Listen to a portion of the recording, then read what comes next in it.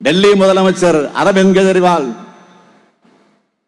ஜார்க்கண்ட் முதலமைச்சர் ஹேமந்த் சோரன் ஆகியோரை கைது பண்ணதும் எவ்வளவு பெரிய தப்புன்னு பாஜக சீக்கிரமே உணரத்தான் போகுது.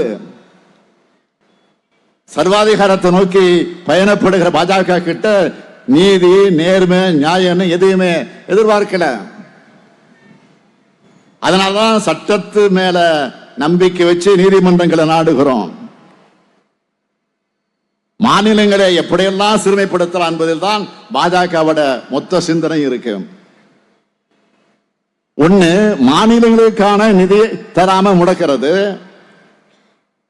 இல்லைன்னா ஆளுநர்களை வச்சு மசோதாக்களுக்கு ஒப்புதல் அளிக்காம முடக்கிறது. இந்த அநீதிகளை எதிர்த்து எதிர்கட்சி ஆளும் மாநிலங்கள் எல்லாம் நீதிமன்றத்துக்கு போயிட்டு இருக்கிறோம். நாமும் போயாச்சு. செய்தி 2 நாள் வரும் பாருங்க. நேற்றுக்கு கூட கேரள மாநில அரசு 10,000 கோடி ரூபாய் கடன் வாங்க ஒன்றிய அரசு அனுமதிக்கணும்னு உச்ச நீதிமன்றம் போய் வாதாடுறாங்க.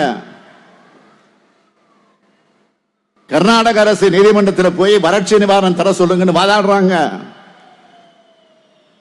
நாமளும் வெள்ள நிவாரணம் கேட்டு கேட்டு கேட்டு பார்த்தோம், தரல. நாளை காலை உச்ச நீதிமன்றத்தில் வழக்கு போட போறோம். பணம் தராதது மட்டுமல்ல,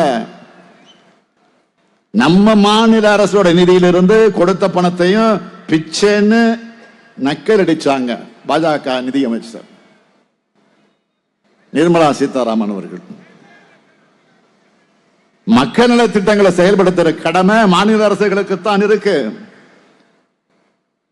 மக்களோட மக்களா மக்களுக்கு நெருக்கமாக இருக்கிறது மாநில அரசுகள் தான்.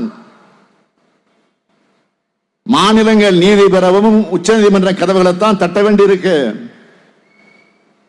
நிதி பெறவும் உச்ச நீதிமன்ற கதவுகளைத்தான் தட்ட வேண்டி இருக்கு. இதுக்கு எதுக்கு பிரதமர் பதவியில் மோடி உட்கார்ந்து இருக்கணும் என்பதுதான் என்னுடைய கேள்வி. இந்த நிலைமை மாறணும். அதுக்காகத்தான் மாநில உரிமைகளுக்கான முழக்கத்தை, கூட்டாட்சியின்கான குரலையும் தொடர்ந்து எழுப்புகிறோம். அதுக்கு நீதிமன்ற மாதிரியே மக்கள் மன்றமும் இந்த தேர்தலில் நியாய தீர்ப்பு எழுதணும். தமிழுக்கும் தமிழினத்துக்கும் தமிழ்நாட்டுக்கும் விரோதமான கட்சி பாஜக. பாஜகவுக்கு அளிக்கிற வாக்கு தமிழ்நாட்டின் வளர்ச்சிக்கு வைக்கக்கூடிய வேட்டுங்கிறத மறந்துடாதீங்க. தமிழ்நாட்டை வஞ்சித்த பாஜக,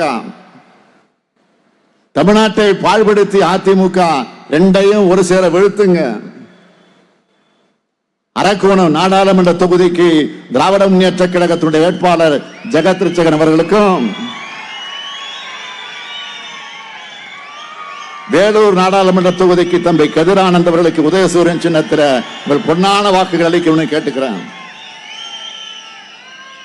நீங்கள் அளிக்கிற வாக்கு இந்தியாவை காக்கட்டும், தமிழ்நாட்டை காக்கட்டும், நம்முடைய எதிர்கால தலைமுறையை காக்கட்டும்.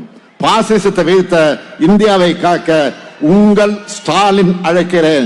40 நமது, நாடும் நமது. சொல்லுங்க, 40 நமது, நாடும் நமது.